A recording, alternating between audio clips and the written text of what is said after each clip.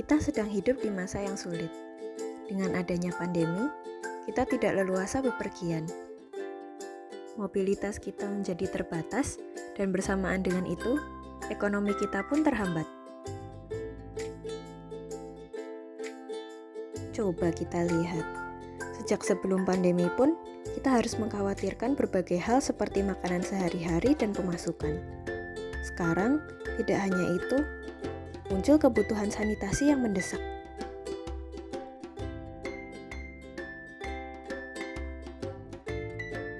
Jika diuraikan, kebutuhan sanitasi juga mencakup banyak hal. Ada sabunan sampo, hand sanitizer, deterjen, pembersih lantai, sabun cuci piring, dan masih banyak lagi. Aduh, ada tidak ya produk yang bisa mencakup semuanya supaya hemat pengeluaran? Ada.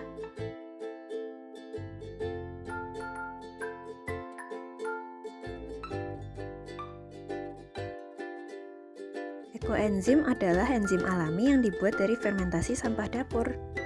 Manfaatnya sangat banyak loh. Yuk kita lihat. Di bidang kebersihan, ekoenzim dapat digunakan sebagai disinfektan alami, deterjen, pemutih, pelembut, dan pewangi pakaian sekaligus, campuran dari air mandi, sabun mandi, pasta gigi, dan sampo, sabun cuci piring, cairan pembersih minyak di dapur, pembersih kerak panci, bahkan membersihkan lantai dan kaca.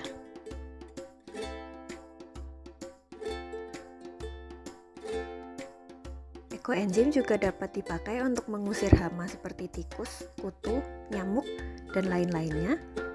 Dipakai sebagai sampo hewan peliharaan anti kutu dan penghilang bau, serta membersihkan kuningan dan keran yang kusam atau berkerak. Ampas ekoenzim juga sangat bermanfaat. Ampas kasarnya dapat digunakan sebagai pengharum ruangan. Dan apabila ampas tersebut di blender, dapat dimasukkan ke dalam kloset, kemudian disiram untuk mengurangi bakteri di septic tank.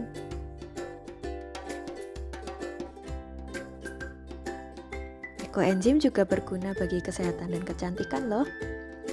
Ekoenzim adalah zat yang lembut di kulit. Ia dapat meredakan alergi, gatal-gatal karena gigitan serangga, dan infeksi kulit. Yang digunakan adalah ekoenzim yang sudah difermentasi selama 6 bulan.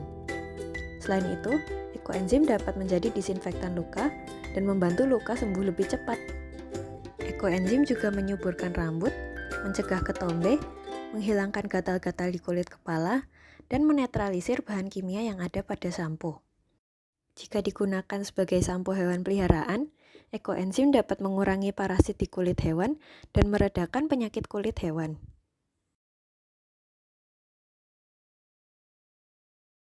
Berendam dalam air hangat yang dicampurkan dengan ekoenzim juga membawa manfaat yang sangat besar untuk kesehatan. Dapat membantu kita mengeluarkan racun dari dalam tubuh, melancarkan peredaran darah, meningkatkan kualitas tidur, mengurangi nyeri sendi, mengurangi varises, menyembuhkan beri-beri, kutu air, dan kulit pecah-pecah, dan masih banyak lagi. Selain itu, ekoenzim dapat digunakan sebagai obat kumur untuk menyegarkan mulut, mencegah sariawan, mencegah pendarahan gusi, dan mengurangi karang gigi. Jamur pitera yang tumbuh di permukaan ekoenzim juga dapat dimanfaatkan sebagai masker wajah. Ekoenzim juga dapat digunakan di bidang agrikultur. Ekoenzim adalah pestisida dan herbisida alami yang sangat ampuh. Selain itu, ekoenzim serta ampas halusnya dapat digunakan sebagai pupuk organik untuk menyuburkan tanaman. Dan tentunya, ekoenzim sangat ramah lingkungan. Dalam proses pembuatannya, ekoenzim mengeluarkan gas ozon yang dapat mengurangi efek rumah kaca dan membantu meredakan pemanasan global. Ekoenzim juga menghasilkan nitrat dan karbonat yang bermanfaat untuk ekosistem air. Ekoenzim dapat menyuburkan tanah, mengurangi penimbunan sampah, dan ampasnya dapat dijadikan sebagai kompos.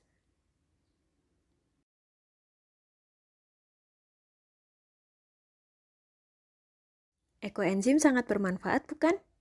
Sekarang, mari kita lihat cara pembuatannya. Bahan-bahan yang dibutuhkan untuk membuat ekoenzim sangat sederhana, yaitu sampah sayur dan buah, gula, dan air. Ketiga bahan ini akan dicampurkan dengan perbandingan 3:1:10. Contohnya, apabila ada 300 gram sampah, maka gulanya 100 gram dan airnya 1 liter. Pastikan rasio ini diikuti dengan tepat agar hasil ekoenzim bagus. Untuk setiap bahan, ada hal yang harus diperhatikan. Jenis sampah yang dimasukkan adalah sisa-sisa sayuran atau buah-buahan yang belum diproses atau belum dimasak. Sampah harus dicuci sebelum dimasukkan untuk menghilangkan pestisida atau telur lalat dan cacing. Hal ini untuk mencegah lalat dan cacing muncul di dalam ekoenzim nantinya. Jenis gula yang digunakan adalah gula alami yang tidak mengandung campuran kimia. Contohnya seperti gula Jawa murni, gula aren murni, gula tebu awur, dan gula tetes tebu. Air yang digunakan tidak harus air minum, yang penting adalah air jernih.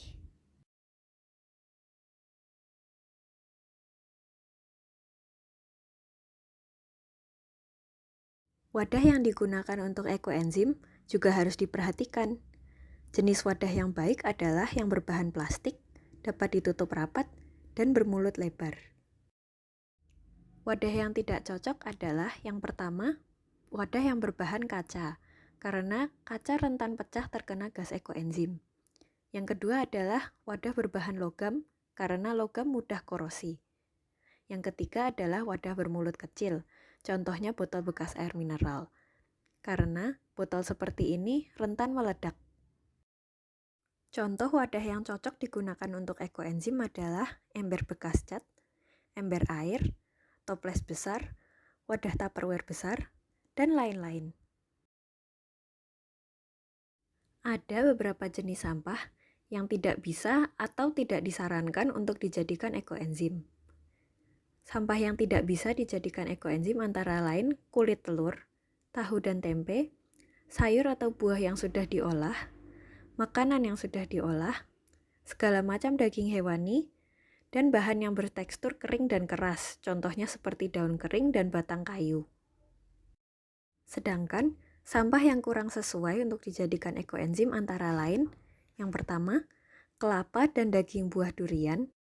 Alasannya karena kelapa dan daging buah durian dapat membuat ekoenzim berminyak. Yang kedua adalah kulit durian, salak, dan mahkota nanas, karena terlalu keras teksturnya.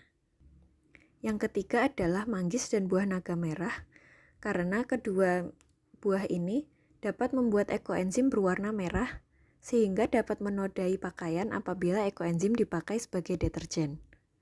Yang terakhir adalah ampas jus, karena nutrisi yang terdapat dalam ampas jus sudah diperas habis.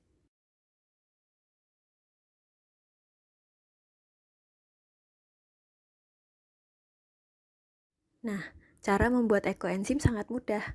Yang pertama, larutkan dulu gula di dalam air sebelum memasukkan sampah. Yang kedua, sisakan ruang kosong di dalam wadah sekitar 20-50% dari volumenya. Yang ketiga, tutup wadah rapat-rapat.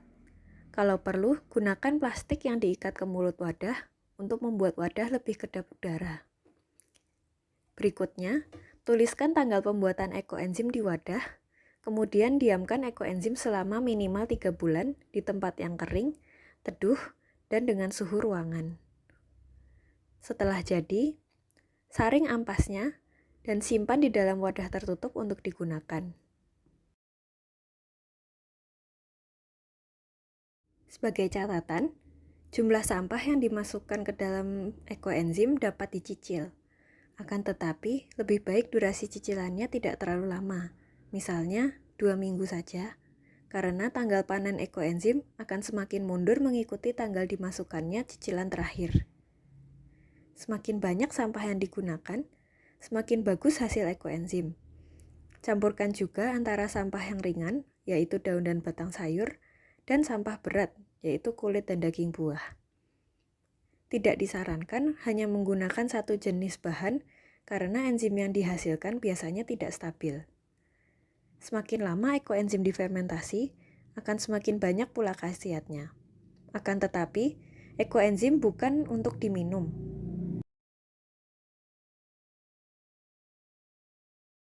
Berikut ini adalah resep penggunaan ekoenzim. Silahkan mempost video untuk membaca tabel-tabel ini dengan teliti.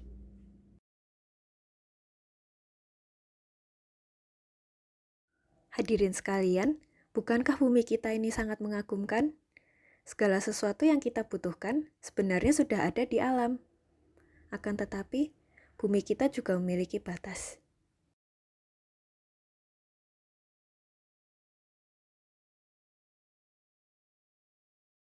Dengan ekoenzim, mari kita pulihkan planet yang indah ini.